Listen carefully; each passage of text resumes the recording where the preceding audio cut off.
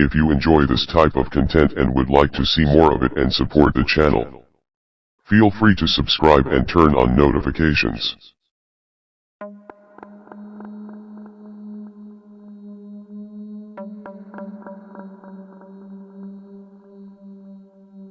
Like everyone in this world, I will one day meet my maker, but for now I stay one step ahead of the Reaper. He's been chasing me ever since I was a little boy, when I nearly died in the middle of a fever due to an infection. The doctor went as far as to prepare my family for my demise. Terror rings true when death is imminent. I remember lying in my bed, drenched with sweat, as the light in the room darkened to pitch black. My teeth chattered and I felt a frosty breeze creeping from my toes right up to my small head. Then I saw him.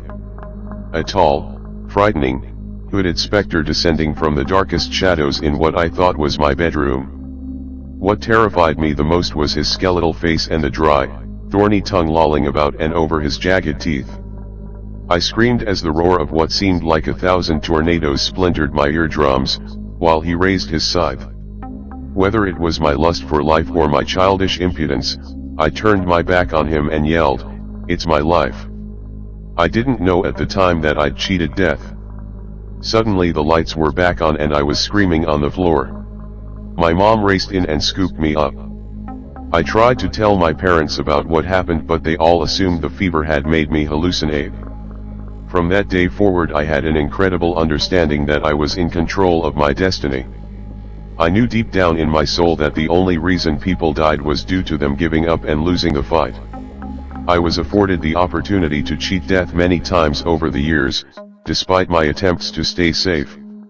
When I was a teenager, doing what reckless teenagers are apt to do, speeding in my car, he returned. It was a rainy night and the car crashed into a huge tree. I was barely conscious when I heard the familiar tornadoes. My eardrums pulsed in pain as the pitch-black darkness tried to consume me, while my bloodied head tried to lift up. I remember gripping the steering wheel and through gritted teeth screaming, "It's my life, it's not my time."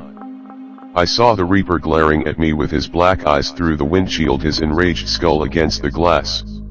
After butting his skull angrily against the glass, he disappeared and I was suddenly dragged out of the burning car.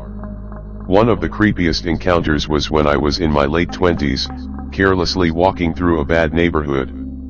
I was checking out an isolated section of scrubland next to a railway track, when I heard footsteps behind me.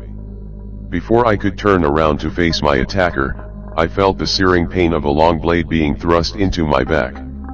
A flash of cold panic rushed throughout my nervous system as the attacker plucked my wallet from my pants pocket. Then the deafening tornadoes rushed into my ears while the impenetrable darkness washed over me. The Reaper appeared in front of me, striding towards me with his huge scythe held high by a skeletal hand. He seemed to be mocking me as an evil laugh broke through the tornadoes in my ears. "Now you're mine." He dragged me up with the other bony hand, bringing my face only an inch away from his terrible face. I felt his sandpaper tongue scrape my cheek as the bottomless pits that were his eyes bore into my soul. Screaming "I'll never be yours," into the Reaper's face, I saw a flash of light as he yelled his outrage, "No!"